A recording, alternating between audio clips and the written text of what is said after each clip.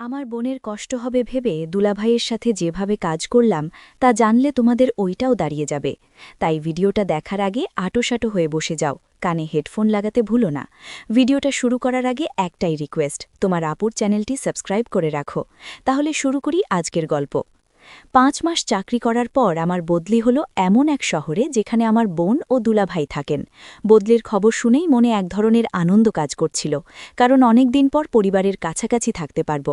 সেখানে পৌঁছে প্রথম দিনই বোন আর দুলাভাইয়ের সঙ্গে দেখা হলো। বোন আমাকে দেখে খুব খুশি হয়েছিল, আর দুলাভাইও আগের মতোই আন্তরিক ব্যবহার করলেন। তার সঙ্গে আমার সম্পর্কটা বরাবরই বন্ধুত্বপূর্ণ ছিল। কয়েকদিন তাদের সঙ্গেই থাকলাম। বাচ্চাদের স্কুলে দেওয়া, সংসারের ছোটখাটো কাজ, সন্ধ্যায় একসঙ্গে বসে গল্প করা, সব মিলিয়ে সময়টা ভালোই কাটছিল। ৩-৪ দিনের মধ্যেই নিজের জিনিসপত্র নিয়ে পুরোপুরি তাদের বাসাতেই উঠে এলাম। এর মধ্যেই অফিস থেকে জানানো হলো আমাকে একটি গুরুত্বপূর্ণ মিটিংয়ের জন্য অন্য শহরে যেতে হবে।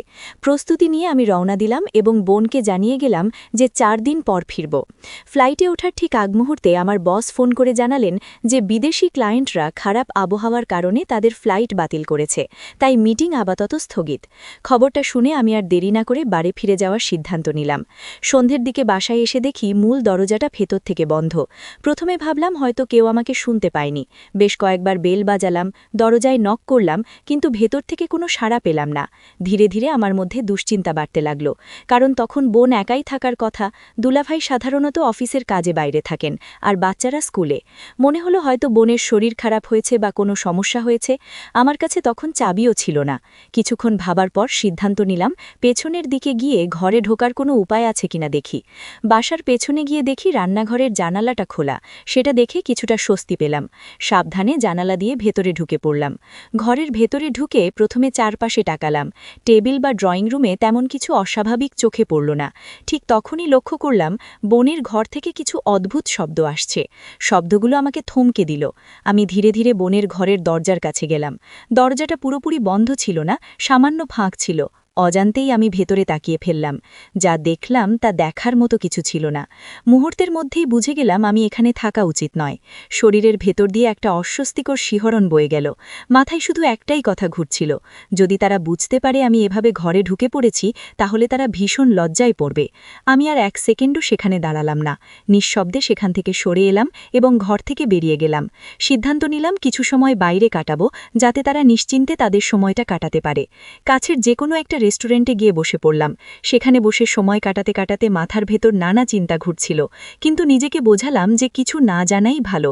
প্রায় 2 থেকে 3 ঘন্টা পর যখন মনে হলো এখন বাড়ি ফেরা ঠিক হবে, তখন রেস্টুরেন্ট থেকে বের হলাম।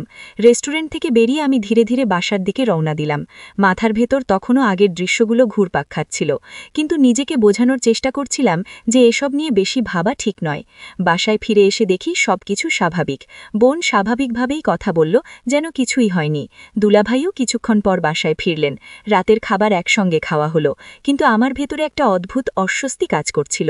সেই রাতেই আমি নিজের রুমে গিয়ে চুপচাপ বসে রইলাম। পরের কয়েকদিন মোটামুটি স্বাভাবিকভাবেই কাটছিল, কিন্তু একদিন হঠাৎ অফিসের কাজে শহরের একটি নামকরা হোটেলে যেতে হলো। কাজ শেষ করে বেরোতে যাব এমন সময় চোখে পড়ল বোন রিসেপশনের সামনে দাঁড়িয়ে আছে। তাকে সেখানে দেখে আমি ভীষণ অবাক হলাম। সে চারপাশে তাকিয়ে যেন কাউকে খুঁজছিল। আমাকে দেখেনি, কিংবা দেখেও দেখেনি এমন ভাব করছিল। কিছুক্ষণ পর সে ধীরে ধীরে লিফটের দিকে এগিয়ে গেল এবং একটি নির্দিষ্ট ফ্লোরে উঠে গেল। আমার কৌতূহল তখন আর দমন করতে পারলাম না। আমি নিচেই দাঁড়িয়ে অপেক্ষা করতে লাগলাম। প্রায় 2 ঘন্টা পর দেখি সেই ফ্লোর থেকে একজন অপরিচিত লোক বেরিয়ে আসছে। লোকটিকে আমি আগে কখনো দেখিনি। সে দ্রুত হোটেল থেকে বেরিয়ে গেল। কিছুক্ষণ পর বোনও বেরিয়ে এলো। তার মুখের ভাব দেখে মনে হচ্ছিল সে কিছুটা অস্থির। বাইরে এসে সে দাঁড়িয়ে রইল। তারপর একটি ট্যাক্সি এলো এবং সে তাতে উঠে পড়ল। আমার মাথার ভেতর তখন হাজারো প্রশ্ন। আমি আর দেরি না করে আরেকটি ট্যাক্সি ডেকে সেই গাড়িটাকে অনুসরণ করতে বললাম। মনে হচ্ছিল বোন বাসার দিকেই যাচ্ছে। ট্যাক্সি এগোতে লাগলো, আর আমি দূরত্ব বজায় রেখে পেছন পেছন যাচ্ছিলাম। কিছুক্ষণ পর বোনের ট্যাক্সি একটি হোটেলের সামনে গিয়ে থামল। আমার বুক ধক করে উঠল। আমি দূর থেকে দেখলাম সে হোটেলের ভেতরে ঢুকে একটি রুমের দিকে গেল।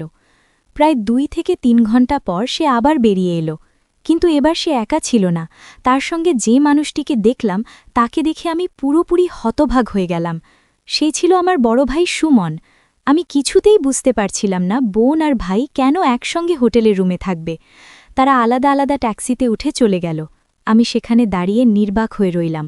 মাথার ভেতর তখন একের পর এক প্রশ্ন ঘুরছিল। বাসায় ফিরে আমি স্বাভাবিক থাকার চেষ্টা করলাম, কিন্তু সেটা সহজ ছিল না। বোনের আচরণ লক্ষ্য করতে শুরু করলাম। দেখলাম রাতে সবাই ঘুমিয়ে পড়ার পর সে প্রায়ই বারান্দায় গিয়ে কারো সঙ্গে ফোনে কথা বলে। তখন আমার সন্দেহ আরও গভীর হলো যে তার জীবনে অন্য কেউ আছে। একদিন সাহস করে আমি তাকে জিজ্ঞেস করলাম, সে এত মন খারাপ কেন? বোন কিছুক্ষণ চুপ করে থেকে বলল, বাসায় সারাদিন একা থাকতে থাকতে তার দম বন্ধ হয়ে আসে। আমি অফিসে, বাচ্চারা স্কুলে, আর দুলাভাই কাজ নিয়ে ব্যস্ত, তার জন্য কারও সময় নেই। সে বলল অন্তত একদিন ছুটি নিয়ে সবাই মিলে কোথাও ঘুরতে যেতে, অনেক দিন কোথাও যাওয়া হয়নি। তার কথায় আমি রাজি হলাম, কিন্তু মনের ভেতরের খচখচানি তখনও দূর হচ্ছিল না। কয়েকদিন পর একদিন অফিস থেকে একটু তাড়াতাড়ি ফিরে এলাম। দরজায় বেল বাজালাম, কিন্তু বোন দরজা খুলছিল না। তখনই আমার মনে হলো হয়তো সেই লোকটি আবার এসেছে। রাগে আমার মাথা গরম হয়ে গেল।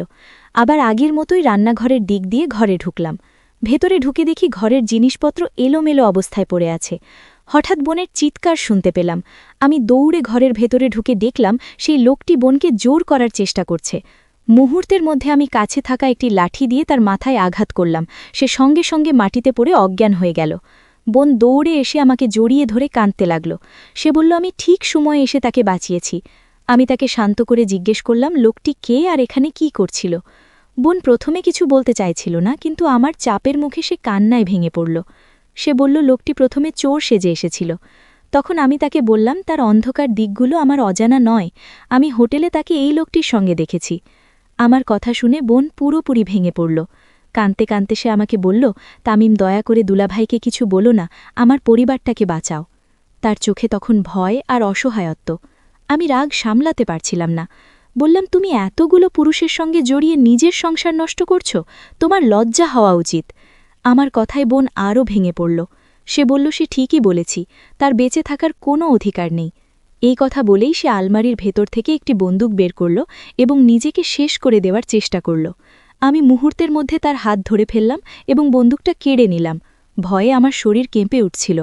আমি তাকে জড়িয়ে ধরে বললাম তুমি এমন কাজ করতে পারো না, শান্ত হও। অনেক কষ্টে সে নিজেকে সামলালো।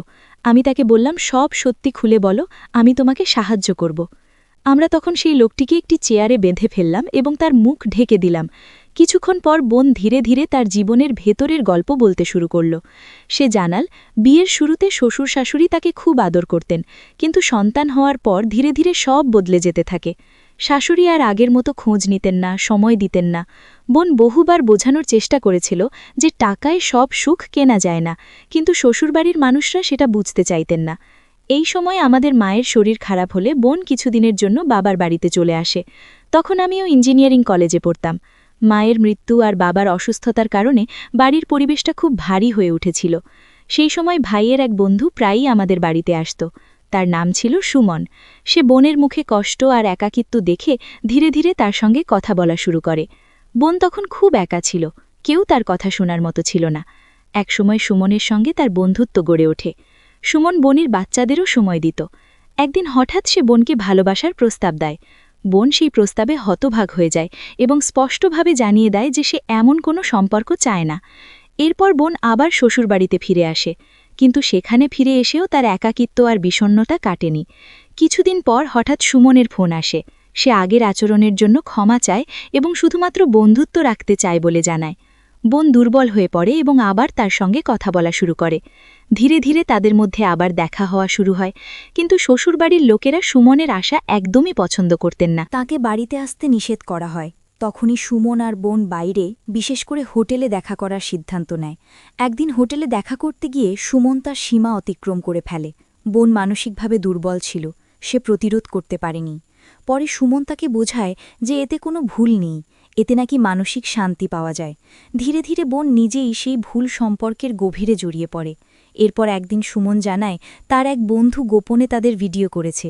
সেই বন্ধুর নাম কুমার। ভিডিও দেখে কুমার সুমনকে ব্ল্যাকমেল করতে শুরু করে। এই খবর শুনে বোনের পায়ের নিচের মাটি সরে যায়। সে ভেবেছিল সব শেষ। পরে কুমার শর্ত দেয় ভিডিও কাউকে দেখাবে না যদি বোন তার সঙ্গেও একই কাজ করে। বোন তখন অসহায় হয়ে পড়ে। সে ভেবেছিল একবার রাজি হলে সব শেষ হবে, কিন্তু বাস্তবে তা হয়নি। কুমার নিয়মিত ব্ল্যাকমেল করতে থাকে, টাকা দাবি করে, এমনকি বাড়ির ঠিকানাও জেনে ফেলে। যে লোকটিকে আমি সেদিন মারধর করেছিলাম সে ছিল সেই কুমার। বোন কাঁদতে কাঁদতে বলল সে ফাঁদে আটকে গিয়েছিল, বের হওয়ার কোনো পথ দেখতে পাচ্ছিল না। বোন কাঁদতে কাঁদতে বলছিল সে বুঝতেই পারেনি কখন তার জীবনটা এমন অন্ধকার পথে চলে গেছে। একটার পর একটা ভুল সিদ্ধান্ত তাকে এমন জায়গায় এনে দাঁড় করিয়েছে যেখান থেকে আর ফিরে যাওয়ার রাস্তা সে দেখতে পাচ্ছিল না।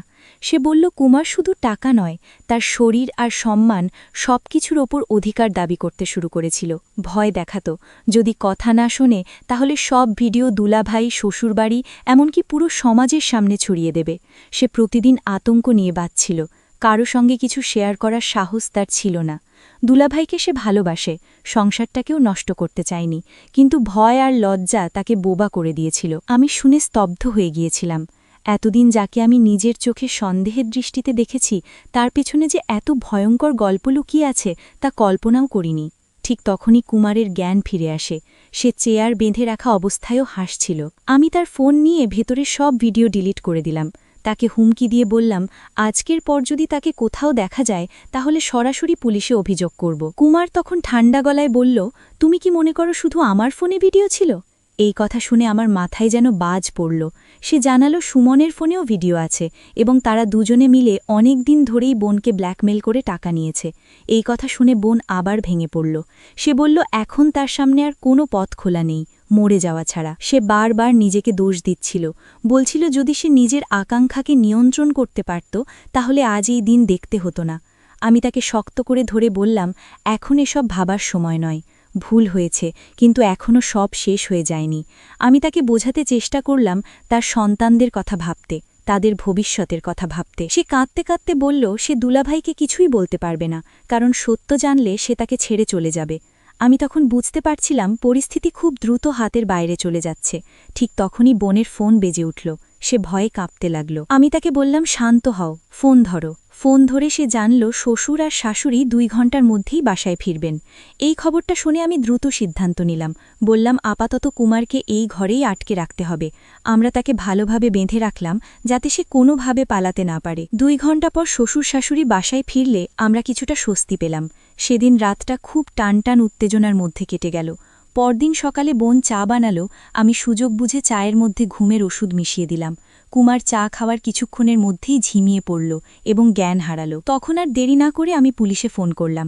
পুলিশ এসে পুরো ঘটনা শুনল, ভিডিওগুলো যাচাই করল এবং কুমারকে গ্রেফতার করল। তারা নিশ্চিত করল যে যতগুলো ভিডিও পাওয়া গেছে সব ডিলিট করা হয়েছে এবং কুমারের বিরুদ্ধে আইনি ব্যবস্থা নেওয়া হবে। পুলিশের গাড়ি চলে যাওয়ার পর বোন আমাকে জড়িয়ে ধরে কাঁদতে লাগল। সে বারবার বলছিল আমি না থাকলে সে আজ বাঁচত না। আমি তাকে বললাম এখন থেকে তাকে শক্ত হতে হবে। অতীত বদলানো যাবে না, কিন্তু ভবিষ্যৎ এখনও ঠিক করা সম্ভব। এই ঘটনাগুলো আমরা পরিবারের কারো সঙ্গে শেয়ার করিনি, কারণ সত্য প্রকাশ পেলে বোনের জীবন আরও কঠিন হয়ে যেত। আইনি সব কাজ আমি নিজেই সামলেছি। কুমার আর সুমনের ব্যাপারে যেন তারা আর কখনো বোনের জীবনে ফিরতে না পারে সেটা নিশ্চিত করেছি। সময়ের সঙ্গে সঙ্গে বোন ধীরে ধীরে স্বাভাবিক জীবনে ফেরার চেষ্টা করেছে। সে আমাকে কথা দিয়েছে এখন থেকে সে শুধু তার সন্তানদের দিকেই মন দেবে এবং আর কখনো এমন ভুল পথে পা বাড়াবে না। তো বন্ধুরা, আজকের গল্প এখানেই শেষ করছি। দেখা হবে অন্য কোনো ভিডিও।